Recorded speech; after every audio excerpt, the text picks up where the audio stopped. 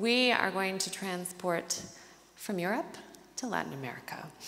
And we're going to take a look at how Europe can better cooperate with the Latin American market to make content. And I've got some experts and a very well-known producer to join us on the stage. Please welcome to the stage Alessandrem Rossim and Nicolasem Celisem. Alessandro represents the diplomatic division of the EU. He's right here, which focuses on maintaining close cultural relations between Europe and Latin America. And they are supporting the Carlo Vivari Film Festival by bringing a queer project from the Dominican Republic to be pitched in the Work and Development section later this afternoon. Nicolas, of course, is a producer who has worked across projects such as Roma, Emilia Perez, and Prayers for the Stolen. Welcome both. Please sit. Thank you for being here.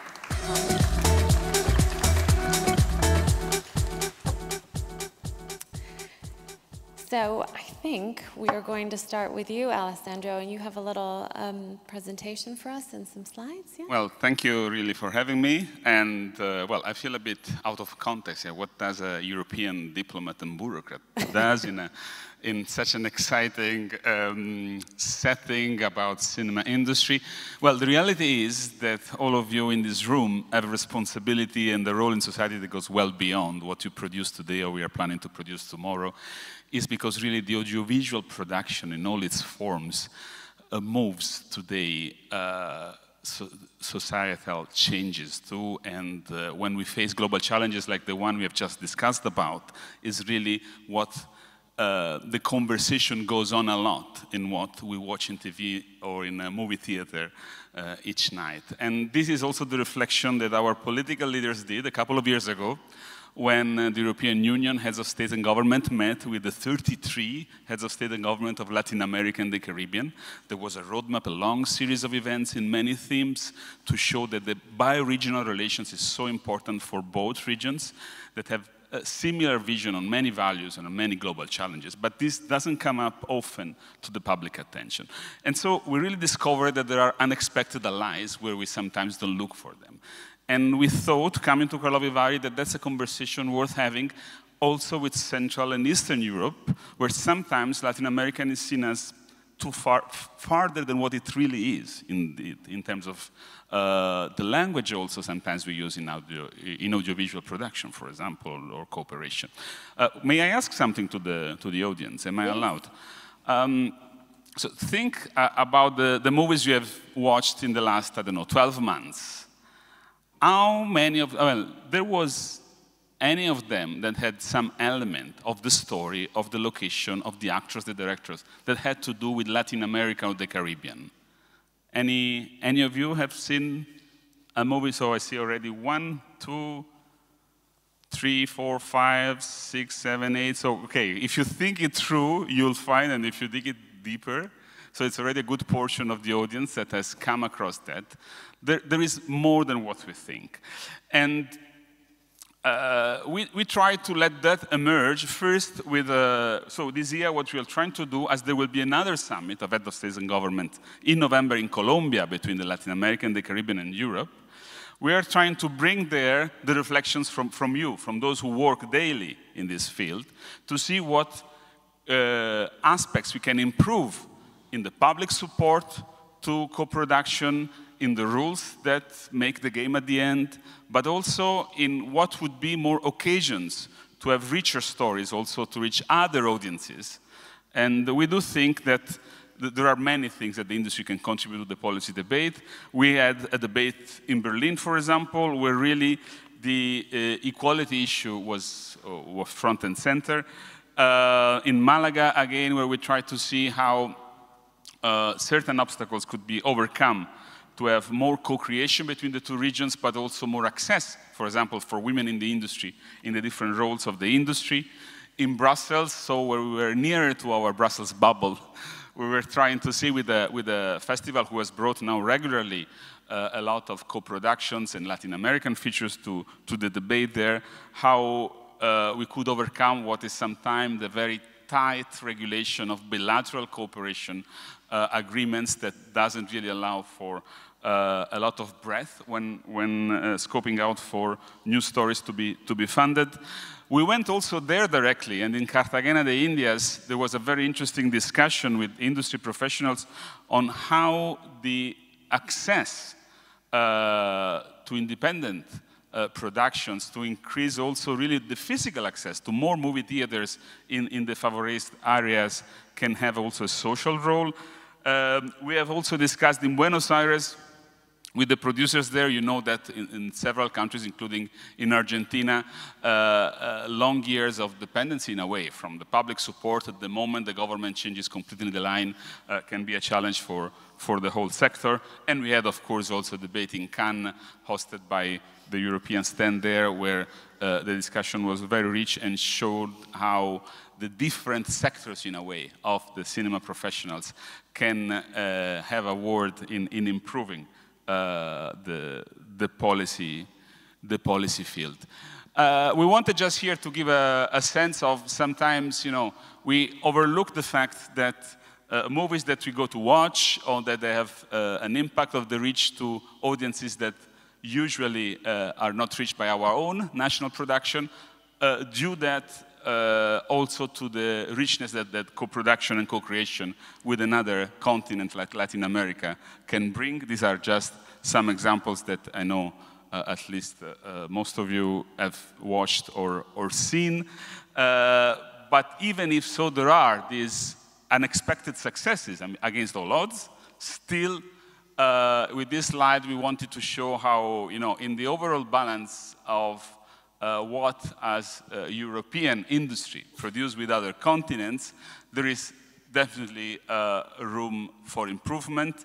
And one of the aspects, in fact, is not so much in the numbers, but is in the fact that we are still in Europe reasoning a lot at the national level, even when it comes to co-productions.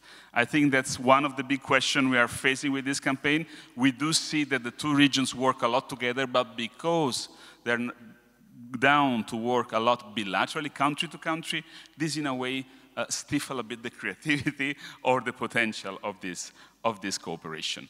There were some of the comments by your colleagues, let's say, in this debate that I think it was worth underlining. First of all, that the co-production give a lot in terms also of diverse audiences, and I think when said by producers, it's something that is worth looking at. We have worked a lot with CASI, which is also the coordination of cinema authorities in the Ibero-American space, so it's the Latin American, Spanish-speaking countries, Portuguese ones like Brazil, and then Portugal and Spain.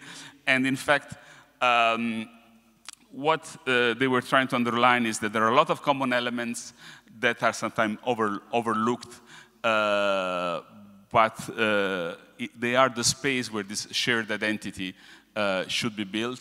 And last but not least is that having this window to the world, facilitating a window with a continent that sometimes we are not used from our country maybe to look at, can indeed help to have better story at the end, that even emotionally can be richer for our audiences. What we're trying to do with this campaign this year is also to build some more tools. For example, this is an example of an online tool that we will hopefully leave also for when the campaign is done at the end of the year, that will provide for women trying to find training and professional opportunities in the industry, a tool where a more interactive database, both with association and with providers of these opportunities, will stay there and will allow the conversation to go on. Thank you. Thank you so much. So I'd love to know, Nicolas, for you, and being a producer that works in the region, why is this initiative kind of exciting for you? And well, good evening, and I'm very happy to be here and celebrate co-productions. Most of my films are co-productions around the world. I've co-produced with Latin America, but with several countries, mainly in Europe. And I feel that it's fundamental, to expand the partners, and especially to reach different audiences, because I think that the best movies I've been involved with have had several partners.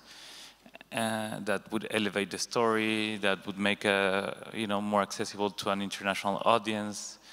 And for example, in Mexico, we have several co-production treaties. We're part of more than 20 co-production agreements, I think, including the one with with Latin America, with Ibermedia, with all the Ibero-American countries. But I feel that, for example, in Mexico, we have a very big box office, one of the biggest in the world.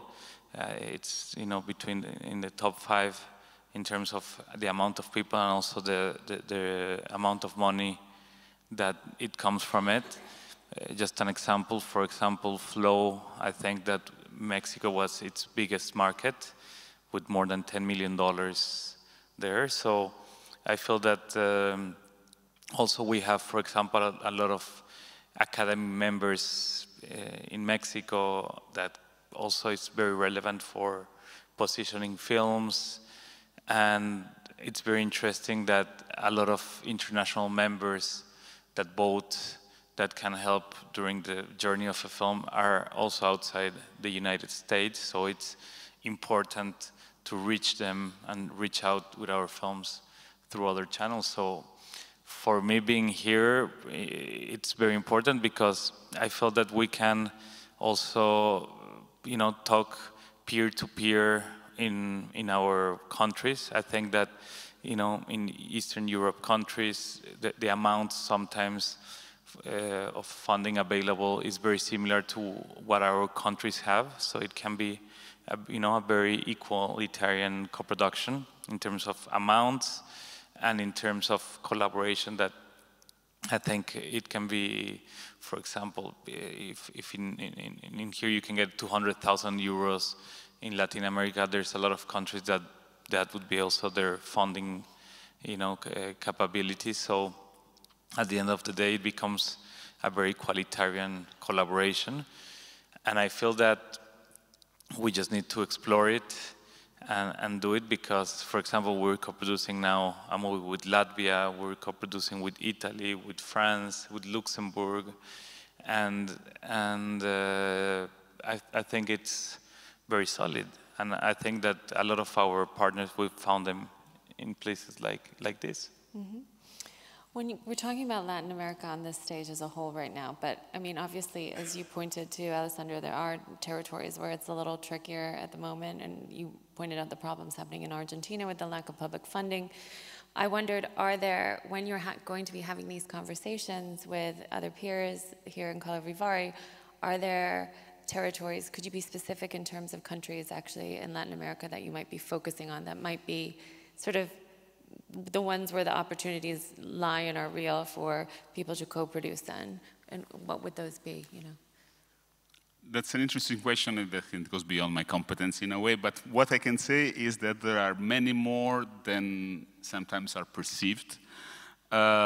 We did a mapping, for example, at the beginning of the campaign. We asked it to a couple of experts, one is here in the audience, to look at, okay, if we want to really improve this space of audiovisual cooperation and co-creation too, because I would like to underline, we're really into having, all the professions to work more together. Sometimes this has a formal, contractual, financial dimension, so it's more of a co-production, but there is a lot of co-creation going on, going around what is, legally otherwise too constraining.